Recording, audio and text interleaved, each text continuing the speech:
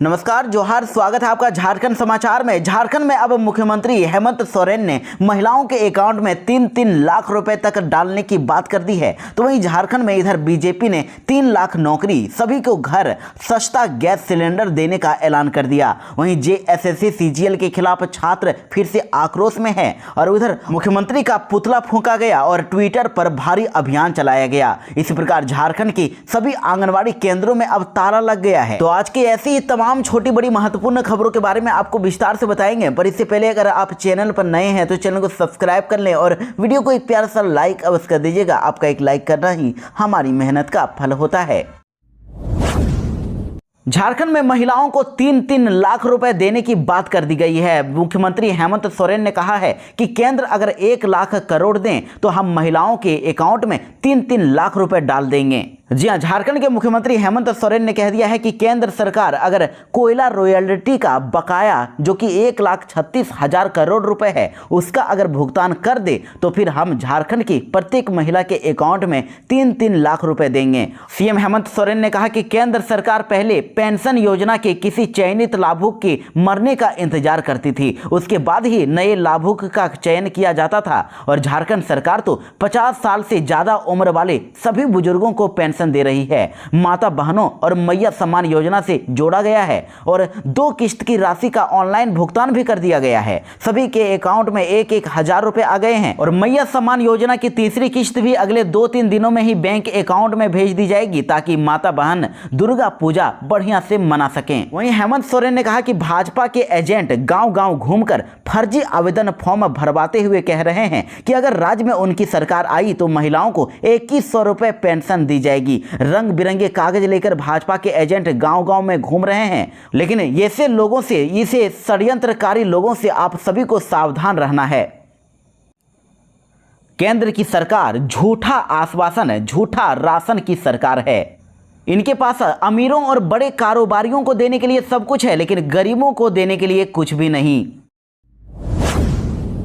BJP ने झारखंड की जनता से बड़ा वादा किया है और कहा है कि अगर सरकार बनी तो 2,87,000 पद भरे जाएंगे, सबको घर और बालू फ्री में मिलेगा, 500 रुपए में ही गैस सिलेंडर देंगे। जी हां, झारखंड विधानसभा चुनाव को लेकर राजनीतिक सरगर्मी अब बढ़ गई है। भाजपा इस बार चुनावी घोषणा पत्र जारी नहीं कर रही है, इसकी जगह पर प्रण लिए जा रहे हैं और इसी कड़ी में देखिए अब पार्टी ने 5 प्रण लिए हैं। प्रदेश अध्यक्ष बाबूलाल मरांडी ने इसकी घोषणा की है। बाबूलाल मरांडी ने कहा कि सरकार बनने पर झारखंड को कोई भी परिवार अब छत विहीन नहीं रहेगा, सबको घर मिलेगा, सबको फ्री में घर मिलेगा और सिर्फ 500 रुपए में ही LPG गैस सिलेंडर मिलेगा। साल में 2 प्रमुख त्योहारों पर तो गैस सिलेंडर बिल्कुल फ्री में दिया जाएगा, बालू भी फ्री में मिलेगा और सरकार बनने के 1 साल के अंदर 1.5 लाख युवाओं को सरकारी नौकरी दे दी जाएगी और झारखंड में खाली पड़े हुए 2,87,500 सरकारी पद भरे जाएंगे और 5 लाख युवाओं को रोजगार भी दिया जाएगा।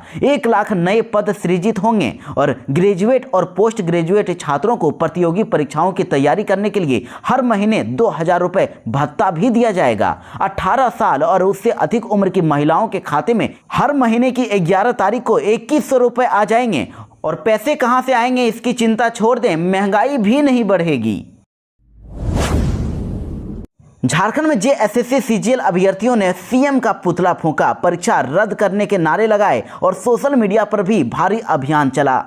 जी हां, जेएसएससी सीजीएल परीक्षा को लेकर उठा विवाद अब दिन ब दिन और भी ज़्यादा गहराता जा रहा है। इसको लेकर छात्रों ने कल मशाल जुलूस निकालकर और एल्बर्ट एक्का पर मुख्यमंत्री हेमंत सोरेन और झारखंड कर्मचारी चयन आयोग का पुतला फूंका। छात्रों ने कहा कि सीजीएल परीक्षा में बड़ी अनियमितता हुई है और जब तक परीक्षा को रद्द नहीं किया जाता तब तक चरणबद्ध आंदोलन चलता रहेगा। उनका कहना है कि परीक्षा प्रक्रिया को रोककर एसआईटी जाँच करने के बजाय लीपापोती की जा रही है। अभ्यर्थियों के द्वारा जो जेएसएससी को सीडी और पेन ड्राइव जो दिए गए उनको जेएसएससी अब ब्लैंक बता रहा है और सीडी के जरिए सबूत देने के बजाय उल्टा सवाल किया जा रहा है कि वीडियो में दिख रहे छात्र का प्रमाण दें कि आखिर ये लोग कौन हैं, जबकि ये पता लगाना आयोग का काम है। छात्रों ने कहा कि सबूत पेश करने के बावजूद भी नोटिस पर नोटिस दिया जा रहा है और छात्रों के मुताबिक आज हमें फिर बुलाया गया है। छात्रों ने आरोप लगाया है कि सीटें बेची गई है और सरकार अब अपना भविष्य सुरक्षित कर रही है, उसको बच्चों के भविष्य की चिंता नहीं है। हर परीक्षा में धांधली हो रही है। दरअसल आपको बता दें कि अभ्यर्थियों के द्वारा अभी तक 2 बार सीडी में साक्ष्य दिया गया है, सबूत पेश किए गए, लेकिन दोनों बार सीडी ब्लैंक बताई गई है। इसके लिए अभ्यर्थियों को अब आज फिर से दिन के 3 बजे पेन ड्राइव के साथ साक्ष्य देने के लिए अंतिम अवसर दिया गया है और आज अगर अभ्यर्थी उपस्थित नहीं होते हैं तो फिर इस स्थिति में आयोग उपलब्ध साक्ष्यों के आधार पर एक तरफा निर्णय ले लेगा। आयोग ने कह दिया है कि फोटो वीडियो की मूल प्रति भी उपलब्ध नहीं कराई गई है। तो वहीं आपको यह भी बता दें कि इधर सीडी में गड़बड़ी का जो साक्ष्य देने वाले कुणाल प्रताप सिंह समेत अन्य हैं, उन्होंने कहा है कि अगर सीडी ब्लैंक है तो आयोग वापस क्यों नहीं कर रहा है। इतना ही नहीं, गड़बड़ी का वीडियो बनाने वाले की पहचान के लिए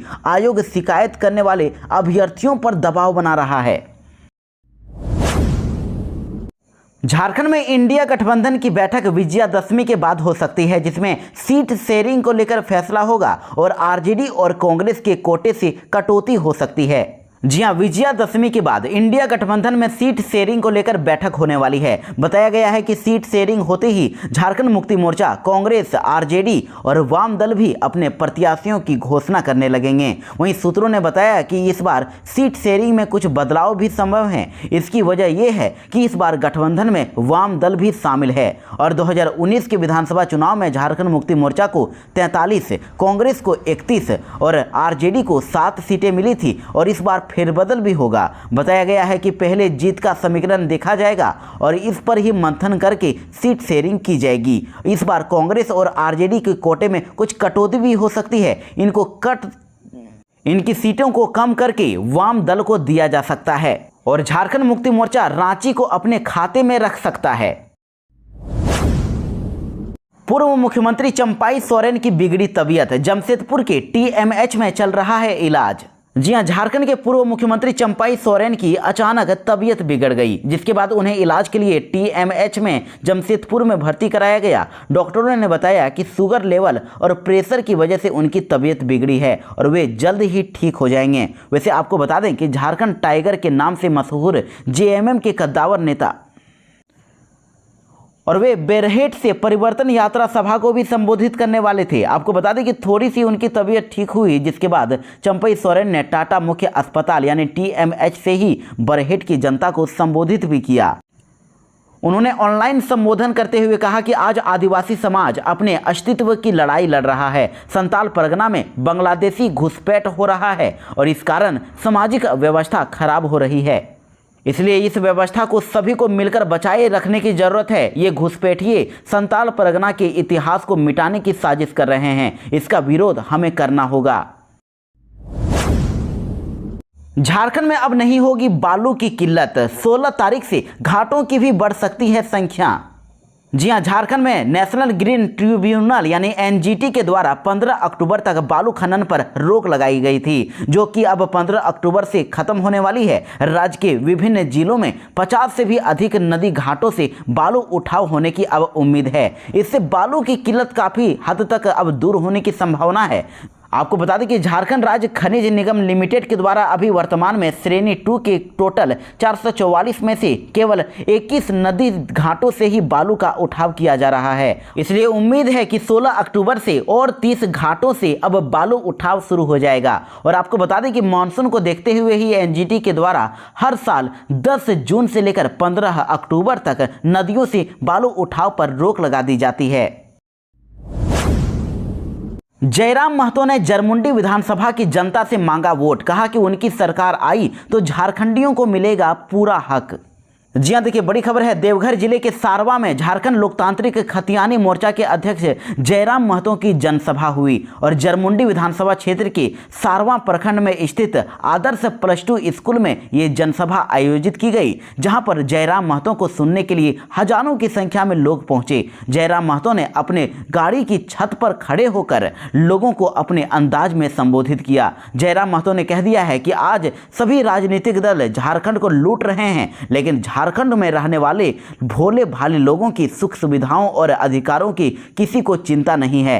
सभी राजनीतिक दल सिर्फ अपने पार्टी नेताओं और उनके परिवारों का पेट भरने में लगे हैं। वहीं जरमुंडी विधानसभा में अपनी पार्टी के लिए प्रचार करते हुए उन्होंने लोगों से अपने पक्ष में वोट की भी अपील की। उन्होंने कहा कि अगर अब उनकी सरकार अगर सत्ता में आती है तो डोमिसाइल नीति को और मजबूत किया जाएगा और राज्य में जितने भी कर्मचारी और पदाधिकारी सरकारी नौकरी कर रहे हैं उनके लिए एक नियम लाया जाएगा ताकि झारखंड के कर्मचारी अपने घर के नज़दीक रहकर काम कर सकें। इसके अलावा उन्होंने झारखंड में सरकारी नौकरियों में 90% स्थानीय लोगों को रखने पर जोर दिया, यानी कि झारखंड वासियों को ही 90% नौकरियां दी जाएगी। और ये भी कहा कि जो लोग सक्षम हैं और जो 10% में आते हैं हम उनका स्वागत करेंगे, लेकिन अगर दूसरे राज्यों के लोग झारखंड के हक पर आएंगे तो हम किसी भी कीमत पर बर्दाश्त नहीं करेंगे। वहीं उन्होंने मैया सम्मान योजना को एक छलावा बताया और कहा कि भारतीय जनता पार्टी हो या फिर झारखंड मुक्ति मोर्चा, दोनों झारखंड की महिलाओं को सिर्फ ठगने का काम कर रहे हैं। माताओं बहनों को असली सम्मान तब मिलेगा जब उनके भाइयों और उनके पतियों को अच्छी नौकरी मिलेगी। वहीं जयराम महतो ने कहा है कि उनकी पार्टी झारखंड के संताल परगना की 18 में से 12 सीटों पर चुनाव लड़ेगी और अगर किसी अन्य विधानसभा से गुंजाइश होगी तो पार्टी वहां से भी अपना उम्मीदवार उतारेगी। झारखंड में रांची के लोगों को और एक बड़ी सौगात मिलने वाली है। रांची में खुलेगा Apollo multi speciality hospital. CM Hemant Soren करेंगे शिलान्यास। जी हां, झारखंड वासियों के लिए एक बहुत ही अच्छी खबर है। अब उन्हें गंभीर बीमारियों के इलाज के लिए दूसरे राज्यों के अस्पतालों का चक्कर नहीं काटना होगा। मुख्यमंत्री हेमंत सोरेन की पहल पर रांची के स्मार्ट सिटी में अपोलो सुपर स्पेशलिटी हॉस्पिटल खुलने जा रहा है और मुख्यमंत्री खुद इसकी आज आधारशिला रखेंगे और इस स्पेशलिटी हॉस्पिटल में 310 बेड होंगे। झारखंड में एक बहुत बड़े फर्जीवाड़े की खबर आ रही है। झारखंड ऊर्जा निगम के पेंशनधारियों का 44 करोड़ रुपए फर्जी तरीके से जेटीडीसी के खाते में ट्रांसफर हो गया। जी हां, झारखंड ऊर्जा उत्पादन निगम लिमिटेड के खाते से फर्जी तरीके से लगभग 44 करोड़ रुपए झारखंड पर्यटन विकास निगम लिमिटेड यानी कि जेटीडीसी के खाते में ट्रांसफर कर दिए गए हैं और जब ऊर्जा निगम के अधिकारियों को इसका पता चला तो उनके तो होश ही उड़ गए। ये पैसा पेंशनधारियों के लिए बने ट्रस्ट का है। जानकारी के मुताबिक इस ट्रस्ट के खाते में लगभग 150 करोड़ रुपए जमा है। इसमें से 44 करोड़ रुपए जेटीडीसी के खाते में डाल दिए गए और जिसको लेकर पिछले 2 दिनों से ऊर्जा उत्पादन निगम लिमिटेड के तमाम अधिकारी और बैंक के अधिकारी इसकी पड़ताल कर रहे हैं और इस मामले में विभागीय अधिकारी इस बात की पुष्टि कर रहे हैं कि ऊर्जा उत्पादन निगम के खाते से ही जेटीडीसी के खाते में राशि ट्रांसफर की गई है। वहीं बैंक प्रबंधन की ओर से कहा गया है कि हो सकता है कि गलती से उक्त राशि हस्तांतरित हो गई हो। बैंक के अधिकारी भी मामले की जांच कर रहे हैं। झारखंड में एक दिन भी नहीं टिक पाई 8 लेन सड़क। 24 घंटे पहले ही सीएम हेमंत सोरेन ने किया था उद्घाटन। जहां झारखंड में उद्घाटन के 24 घंटे के बाद ही एक सड़क के धंसने की घटना सामने आई है। 8 लेन की इस सड़क का उद्घाटन मुख्यमंत्री हेमंत सोरेन ने रांची से 4 अक्टूबर को ऑनलाइन तरीके से किया था, लेकिन 24 घंटे के अंदर ही ये सड़क धंस गई है और सड़क धंसने के बाद से ही लोगों में इस सड़क को लेकर खूब चर्चा हो रही है। वहीं लोग धंसी हुई सड़क का वीडियो बनाकर सोशल मीडिया पर जमकर वायरल भी कर रहे हैं और इस सड़क का निर्माण 2017 में शुरू हुआ था जो अब जाकर पूरा हुआ था, यानी टोटल 7 साल इस सड़क को बनने में लगे थे। लेकिन उद्घाटन होने के 24 घंटे के बाद ही सड़क एक जगह करीब 3 फीट तक धंस गई है। 8 लेन की इस सड़क के निर्माण में 462 करोड़ रुपए की लागत आई थी। साथ ही इसके निर्माण में 7 साल का समय लगा था, लेकिन उद्घाटन होने के 24 घंटे के बाद ही ये सड़क एक जगह करीब 3 फीट तक धंस गई। 8 लेन की इस सड़क के निर्माण में टोटल 462 करोड़ की लागत आई थी। सड़क की कुल लंबाई 20 किलोमीटर है और आपको बता दें कि सड़क धंसने की ये पूरी घटना धनबाद जिले के असरफी अस्पताल के सामने की है, जिसके बाद लोगों का कहना है कि ये सड़क भ्रष्टाचार की भेंट चढ़ गई है। झारखंड में दुर्गा पूजा को लेकर 10,000 अतिरिक्त पुलिस जवान रहेंगे तैनात। जी हाँ, देखिए राजधानी रांची में शनिवार को ही दुर्गा पूजा पंडाल खुल गए हैं। पंडालों में लोगों की भीड़ भी उमड़ने लगी है। इसको देखते हुए सुरक्षा के चाक चौबंद इंतजाम कर दिए गए हैं ताकि पूजा के दौरान असामाजिक तत्व उत्साह में किसी तरह का खलल ना डाल सके और श्रद्धालुओं को परेशानी न झेलनी पड़े। वहीं पुलिस मुख्यालय ने इसके लिए रांची के साथ ही राज्य भर में 10,000 से भी ज़्यादा अतिरिक्त पुलिस जवानों की प्रतिनियुक्ति कर दी है।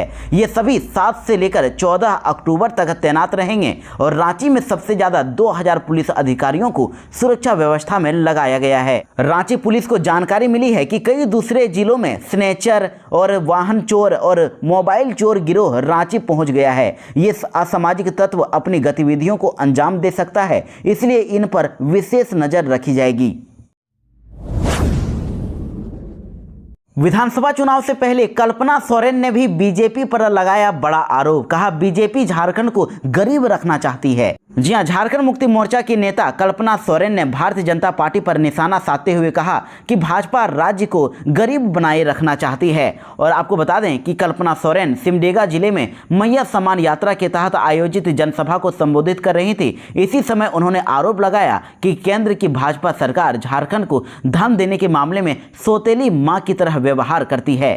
उन्होंने कहा कि झारखंड के साथ भेदभाव हो रहा है। झारखंड की हॉकी जैसे खेलों में विशिष्ट पहचान है, राज्य में प्रतिभाओं का भंडार है, लेकिन जब केंद्र के द्वारा खेलो इंडिया के तहत धन मुहैया कराने का समय आता है तो झारखंड सबसे निचले पायदान पर होता है और वह इस मामले में पूरी राशि अपने राज्यों को बांट देता है। और झारखंड सिर्फ खेल में ही नहीं बल्कि अन्य योजनाओं में भी भेदभाव का शिकार हो रहा है।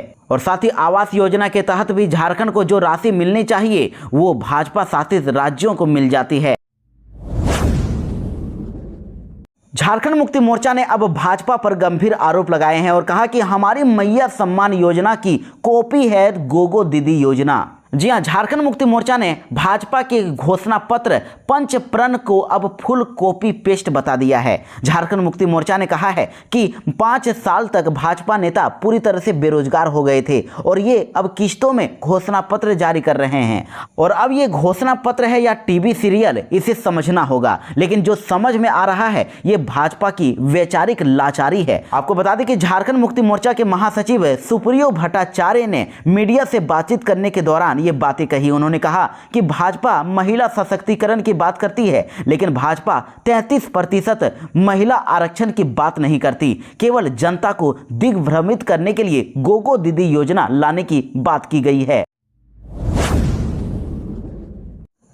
देखिए बड़ी खबर आ रही है चाईबासा हाट गमरिया NH पर धान की रोपाई करने के लिए जा रहे हैं ग्रामीण। नितिन गडकरी को भी भेजा पत्र। जी हां, दरअसल आदिवासी किसान मजदूर पार्टी केंद्र अध्यक्ष सह छिंकपानी जिला परिषद सदस्य जान मिरन मुंडा ने राष्ट्रीय उच्च पथ 75E चाईबासा से हाट गम्हरिया तक गुणवत्तापूर्ण निर्माण कार्य पूरा करने और जमीन मालिकों को मुआवजा देने की मांग को लेकर केंद्र मंत्री नितिन गडकरी को आवेदन पत्र भेजा है। और जान मिरन मुंडा ने आवेदन में बताया है कि ठेकेदार रामकृपाल सिंह कंस्ट्रक्शन की ओर से सड़क निर्माण में अनियमितता बरती जा रही है। इसको लेकर अब 8 अक्टूबर को ग्रामीण धान रोपाई करेंगे। उन्होंने कहा कि NH के सहायक अभियंता सिद्धि पासवान के अनुसार सड़क का 65% कार्य पूर्ण हो चुका है, लेकिन कार्य के हिसाब से सड़क का निर्माण कहीं भी नहीं दिखाई देता और सड़क निर्माण के लिए जमीन मालिकों को अब तक मुआवजा नहीं मिला है और उन्हें पता भी नहीं है कि उनका जमीन का अधिग्रहण कितना हुआ है। इसलिए सड़क के दोनों ओर नापी करके चिन्हित किया जाए और रैयतों को मुआवजा दिलाया जाए।